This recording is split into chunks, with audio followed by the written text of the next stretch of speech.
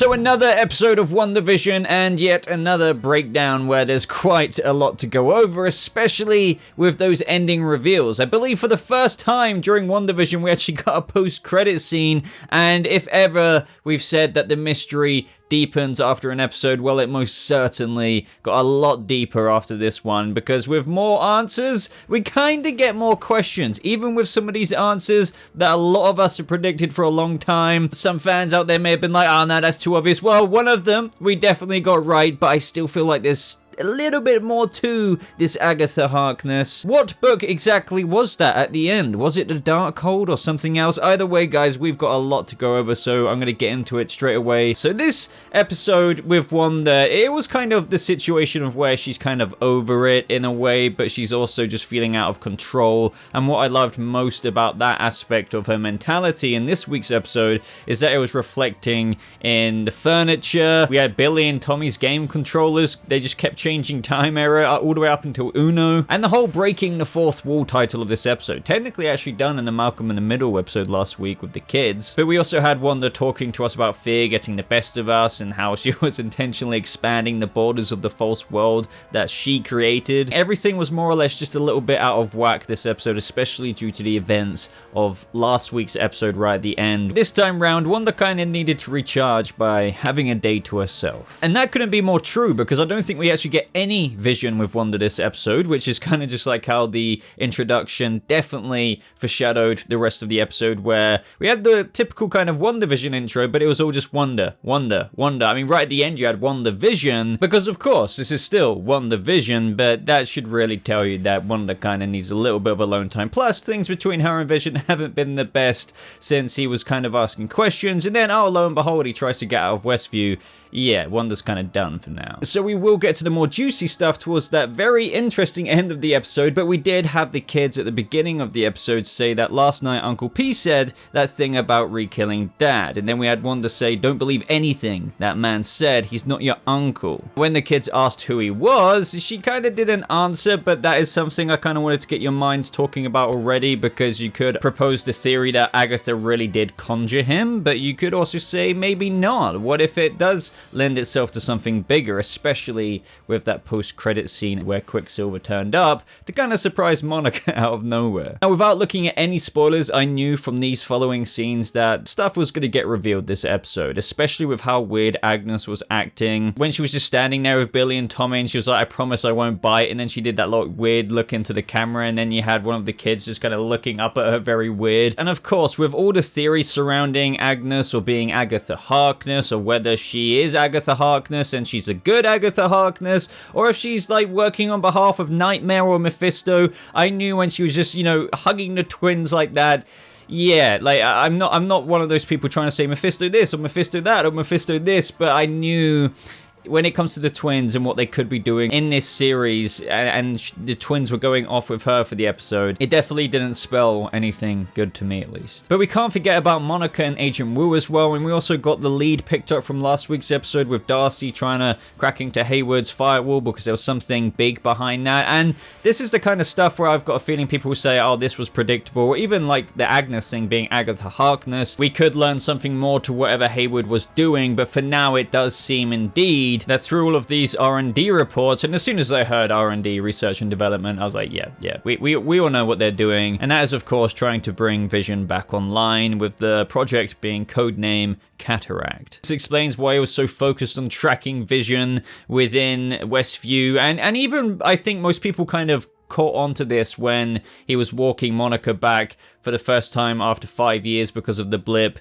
and she comes back to Sword, and he was showing her how, yes, they are a sentient response division, but now they're also looking into developing sentient weaponry. And as soon as we saw Vision there on the cold slabs, when we saw those security recordings to when Wanda kind of took him, it did seem very obvious what they were doing was to either reverse engineer his technology or bring him back online. And I'm guessing for very self-centered reasons. I'm sure it isn't to be like, hey, Vision, we just wanted you back up online and running again so you can live out your sentient, vibranium-esque life. No.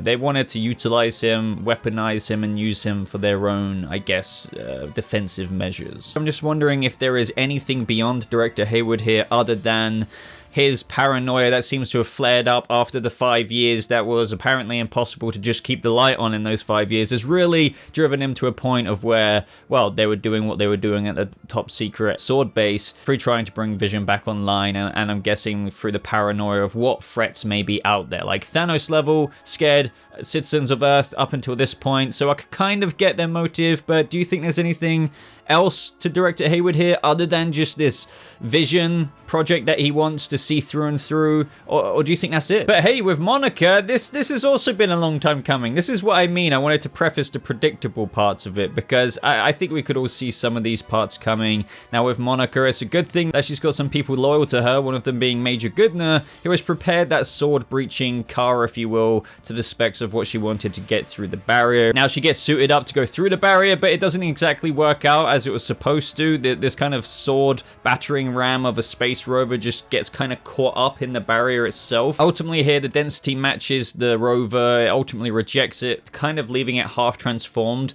and, you know, like a hybrid of a car. And that's when she decides to just get out and just walk through anyway. Should have done that in the first place, I guess. I don't know, but either way, this following scene was really cool because it kind of showed this sort of weird multiverse perspective of it. Like, I'm not saying it is, by the way. It's just when you see these multiple versions of Monica almost, in the way this barrier is almost trying to figure out, you're seeing its internal clocks and cogs turning, trying to figure out what to do with her, to rewrite her on this molecular basis, but it's already done that twice already, so third time's the charm, right? And that's when it kind of gives her these genetic, I guess you could say, mutated abilities. Like, I'm not really saying this is the entry point into mutants, by the way. I'm just saying she gets powers out of this. And how did she get those powers? Because her genes and stuff were changing on a genetic level. So it's really cool because this is how she becomes Photon Mark II, as I've been saying since the very beginning of these breakdowns. We've kind of seen it coming this whole time, and as soon as they said radiation in the first couple of episodes from Sword's perspective, I knew that radiation would be the key to this and how it could change people, given that he crossed both ways a couple of times. But I'm also intrigued to know, and I've seen you guys talk about this in the comments, that the 3,800 people already in there, yes, they've already adapted and changed to Westview throughout the different periods, but because they were already in there, do you think that they're technically vulnerable to these genetic changes? Or do you think because they technically haven't passed through the barrier that they haven't changed, even like before Monica did, before she got her powers, at least a couple of times? I'm interested to know if you think 3,800 people are going to have the potential to have powers, or do you think that they need to do what Monica's done through actually passing through at least a few times each way? But for those of you who already had subtitles on, you would already know this, but we heard Nick Fury's voice, Captain Marvel's, Monica's mother's, and it was just all one mix matchy of a cool scene, if you will. And then we saw Monica look at all these kind of waves, like radio waves or whatever kind of ways in Westview, and I believe this is going to be very integral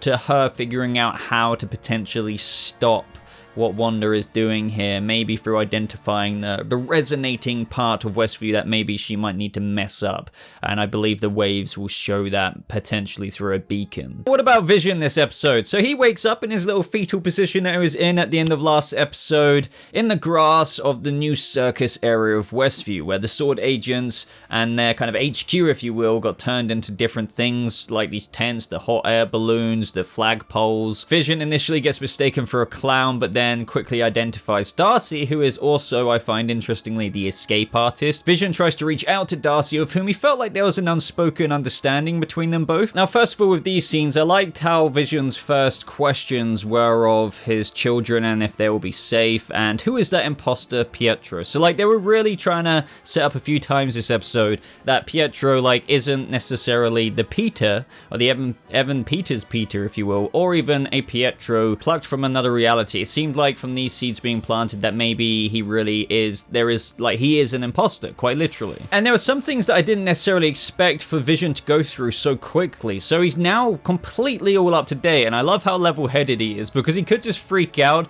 but he seems to be taking the whole history up to Endgame fairly well. So he learned that Wanda killed him to save the universe, he learns all about Jarvis and how he got his form in Age of Ultron, and I'm not even really talking too much about the fact this is still a sitcom. I enjoyed those aspects, aspects, especially the aspects of where not only did we have Wanda talking to the camera, but we also had Vision talking to the camera. And there was that one moment that stands out to me most of when he was saying these impediments we keep running into are likely created by Wanda to stop her from returning home. However, I don't know about you guys, I feel like maybe they weren't created by Wanda at all, but actually Agnes, or should I say Agatha Harkness. Now, they could still be created by Wanda because evidently, like, Wanda wanted some time for herself. Stuff was glitching and going out of control, showing how she was out of control, and maybe subconsciously as well, she didn't want Vision to come home, even though this whole thing is so they could be together. But that doesn't, you know, dispel the fact that they can still have maritable problems, obviously, especially after the events of last episode when Vision tried to get into the real world.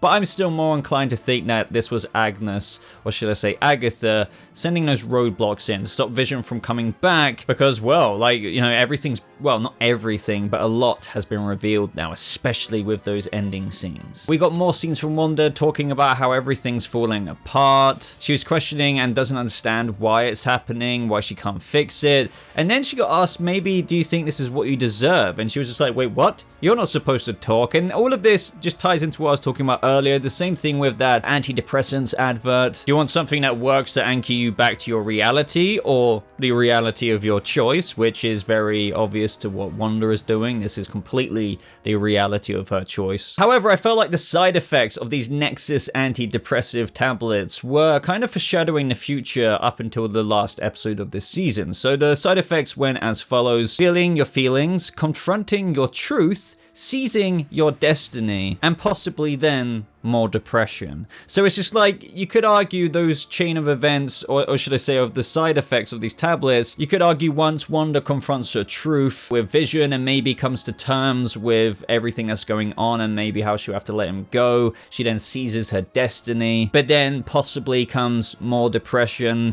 It's like she's not going to just be magically fixed after she says goodbye to Vision for once and for all, and just whatever does actually resolve here. I don't know, I could be looking far too into that, but the side effects, I believe, do foreshadow a little bit of what is to come. Now, I don't know about you guys, but when we had that scene with Tommy, Billy, and Agnes, my eyes were just glued to all of the background objects, the lampshades, anything in that house, or just anything that was going on. We saw that Tommy and Billy said that they like it here, but they also said that it's quiet. You're quiet, Agnes, on the inside. That's just when stuff gets creepy. It's just like, you're quiet, Agnes, on the inside. And that was actually the last we saw of the kids in this episode, and I do wonder where they've exactly gone, and we'll talk about that in a second because we need to talk about Monica actually catching up to Wanda at her house. So she bursts straight through the door. She says and tries to appeal to the fact that this whole thing is to do with Vision, and Hayward was trying to bring him, but then she gets interrupted by Wanda saying, don't talk to me about that, I don't want to hear about that, the drones, the missiles, Pietro. Wanda is already close to the edge as well, in terms of that's why she needed to take this day or episode off, if you know what I mean, for time to herself. So her being unhinged in this moment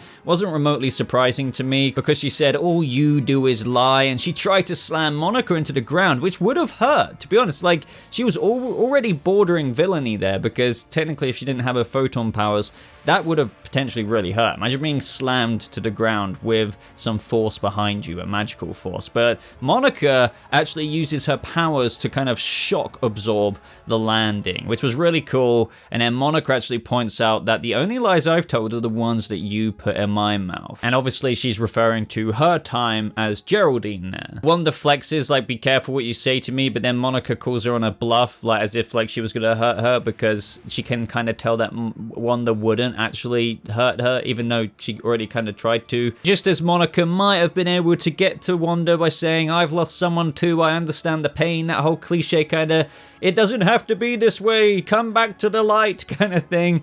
Agnes comes in and says, young lady, I think you've overstayed your welcome. And as soon as Monica says that this doesn't concern you, Agatha just had this really weird, stern look on her face, just saying, run along now, or something like that. And yeah, let's just say that this next part of the episode is where some shit really went down. But on the Vision side of things, he decides enough is enough and he's not going to be kept here by either Wanda or potentially Agatha putting all the roadblocks in their way, because it makes sense why it'd be Agnes more, because she wouldn't want Vision coming back, flying back and potentially saving Monica. So this is when we have Agnes, or should I say Agatha, looking after Wanda. So she's in the house. It literally has in the subtitles sinister music starts playing. So at this point, I was ready for anything. I was ready for freaking Mephisto to walk out of a portal. We had a cockroach or this fly on the curtain there, if I remember correctly. And Wanda asks where the twins are. And she says that maybe they're just probably playing down in the basement. Now, where could they actually be? Because we didn't actually see them. You could argue that they are off with Evan Peters' Pietro or Quicksilver or whoever the hell that imposter is, and we'll talk about that more in a second. So talking about where the kids are at this exact point in the episode, obviously they weren't in the basement from what we could see. And since we know that Evan Peters is still around in this episode, being his own functional imposter, if you will, maybe the kids were with their uncle, because it makes sense that they would still half trust him, despite him getting yeeted out last episode. But anyway, Wanda opens the door to the basement, she goes down, and in the basement we see vines up against the wall, and this is when the aspect ratio changes to signify kind of the reality of this situation, the veil being lifted, if you will, and we see Wanda is now within this kind of really medieval, archaic, creepy looking chamber. Like seriously, within a castle, it's like the Magister's freaking quarters, the mage's quarters. It was very evidently witchy and dark. There were skulls everywhere and display cabinets. There was a glowing book, which, you know, could be like lots of people saying, is this the Darkhold? But then it would look quite different from what we've actually seen before in live action. But then again, you never know. It seems to be what most people are pointing to. But either way, I think it's going to be something that definitely links whether Agatha is a good witch or whether she has sold her soul, so to speak, to serve a larger being like Death, or should I say Mephisto or someone else. I reckon this would be like the kind of divine bridge between those two plots represented in that book. For example, if this is the Darkhold or something similar, you'll know that is quite literally made of dark matter and made in the Hell Dimension. And what do we know about the twins being made and created through certain parts of Mephisto's soul, quite literally? So it's like, you can argue how it's structuring into the bigger kind of predictable vision that a lot of people have had, but there's still twists and turns that this might still eventually lead to surprising people, because I even had people up until last week saying, since when was Agatha Harkness evil? Like, she's not an evil character, and that's correct, but it doesn't mean that she doesn't seem to be kind of wicked in this episode. She seemed fairly wicked. She's obviously doing something with those kids. So obviously, as always, stress shows are adaptations, so what they're doing here with Agatha is obviously lending something slightly darker to her story than that of what you might see traditionally in the source material. I mean, for crying out loud, in those freaking recaps, if you will, where I did the big evil explainer for Agatha and how she's been a part of everything so far, the lyrics were quite literally, who's been messing up everything? It's been Agatha all along. Who's been pulling every evil string? It's been Agatha all along. She's insidious, so perfidious that you haven't even noticed. So I think we can now safely assume and check off that Agatha Harkness, witch or, well, she is a witch, is bad. At least it seems they're spelling it out that she's bad. And in these clips as well, I'm glad I kind of trusted my gut in believing that Wanda didn't make that doorbell ring. Some people thought that maybe Pietro was still summoned subconsciously there by her powers, but I kind of felt like that wasn't the actual case, which lent itself to the more exciting theories of, oh, well, Mephisto maybe sent him. And who really knows, because we saw that Agatha created the kind of spell that sent him there, and you could see the spell residue and hers being more purpley leaking off of his back there, but he's still very much so a thing. So you could argue that Evan Peters' Quicksilver in the last couple of episodes has just been Agatha's best interpretation of what he would be like, and she just summoned the wrong one. We don't exactly know, but he's still about in the post-credit scene, so he's still an imposter. I don't know if he's quite literally just meant to be a phantom and a figment of Agatha's imagination, just still animated in spell form, or if she did actually bring someone and somebody is possessing Pietro or looking like Pietro, if you're still with me here, and it actually is someone else other than just the animated consciousness of a spell, if that makes sense. Like a lot of us guess, she did kill Sparky, and that was, well, this is why I still think she probably is low-key working for the larger being that is Mephisto, because what did the kids want to do as soon as Sparky died? They wanted to age up even more so they could just blot out the feelings and kind of be older to deal with the feelings of the dog, Sparky, being dead, right? That didn't work because Wanda prevented them, saying you just can't age whenever you want. But the core function there is that now we know that she did deliberately kill Sparky, and we know the only outcome of that was to hopefully have the kids age up.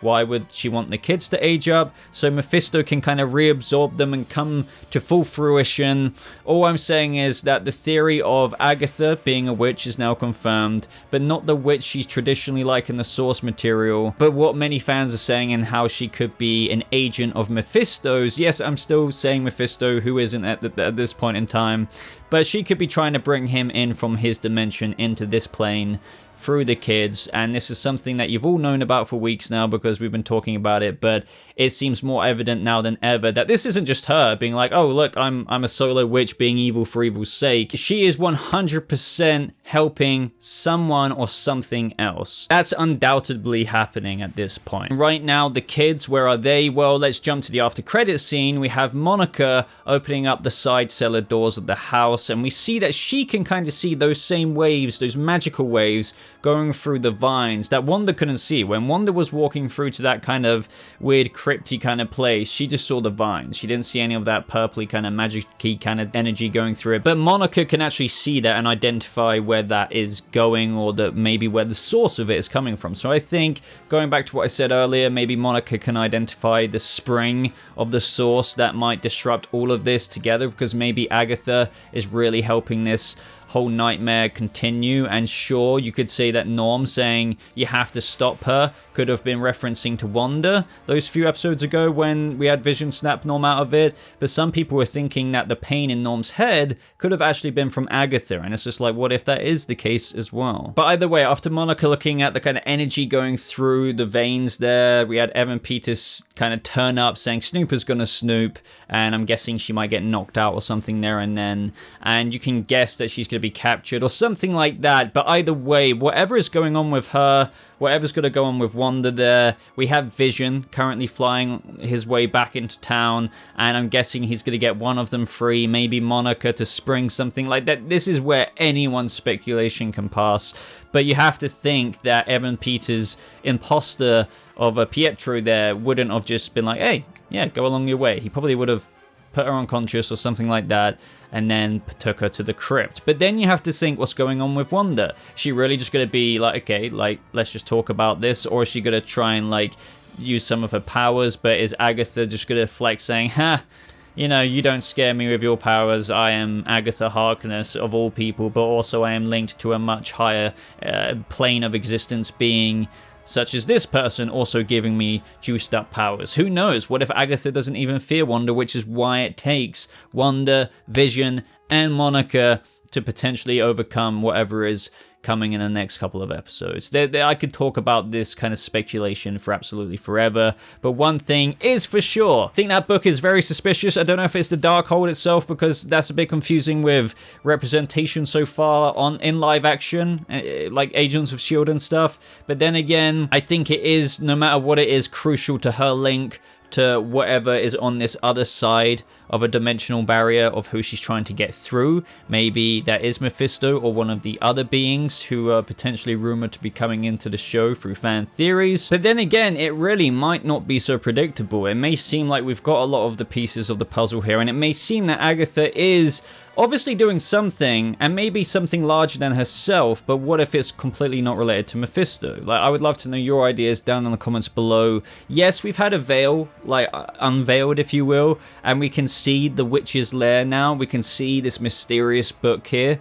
But what is still going on here? Where are the twins right now? Do you think this is going to play out exactly like what I just said, potentially with the larger being being exactly who we thought he was going to be this whole time? Or do you think they still do have a surprise or two up their sleeves with the way this could turn out, despite it looking like what we thought it was going to look like? Don't forget, we also have director Hayward saying that we're going to breach today, so in the events of when he said that, they're all planning to do something as well, on top of obviously what Monica just did through breaching the barrier. So it's really all going to come to quite the close of where I feel like many dominoes are going to fall in line and make sense. I just hope that it is one that is satisfying. I don't mind having predicted some of it if that does turn out to be the case. That doesn't devalue it for me. I just hope that it isn't such an easy and mega predictable ending, but one that feels that it really does have some consequences, does lend itself to the next phase of Marvel, which I'm sure they can definitely go out in some big